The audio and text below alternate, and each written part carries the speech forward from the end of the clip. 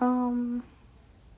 Oh, okay. So, I don't know. It just felt like something I should do, like record voice messages about the stuff that I get from Proverbs, because that's what I'm doing every time I get out of school, right? And so from 15 to 17, so from 17, 16, so from Wednesday to Friday today.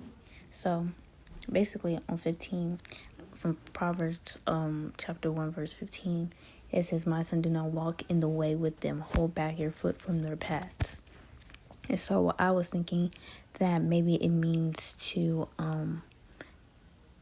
that you shouldn't follow the path of someone who does evil, because they can always lead and tempt you into sin. So that's why it's really like, it kind of stresses the importance of being aware of who you're associated with and who you hang out with, because what they have on them could instantly jump on you.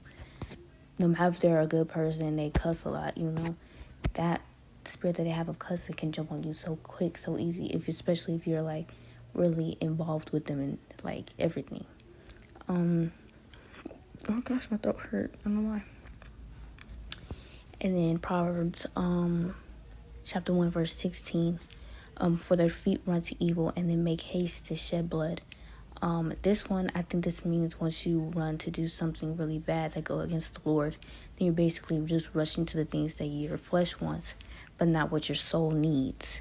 So that's what I got from that. And then the last one, verse 17, "For in vain is a net spread in the sight of any bird." Now this one I had to do some research on because I didn't really understand it that well, but now that I understand it, this is what I got from it. So basically, the desires of your flesh can trap you if you let it. So in this sense, I'm guessing the net is temptation and the bird is you. Now mind you, who's holding the net? You can only guess but one person. Now, I don't even say person, but is obviously the devil, right? And the bird is clear, it's you. Exactly what I said earlier. Now, mind you, you could clearly see the net, clear as day, right?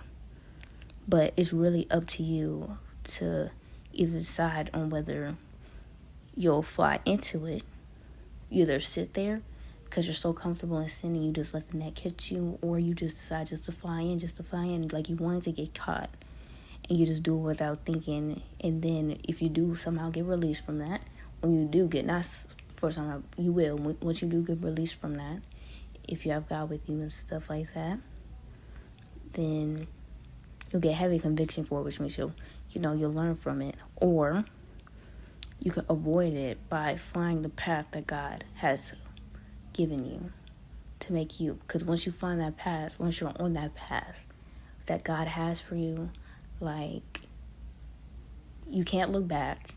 There's no point of looking back. Once you look back, you're going to do the same things you were doing before, and that's not good.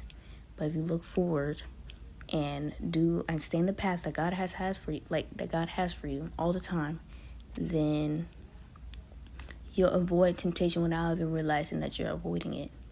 You're avoiding spiritual warfare when you're realizing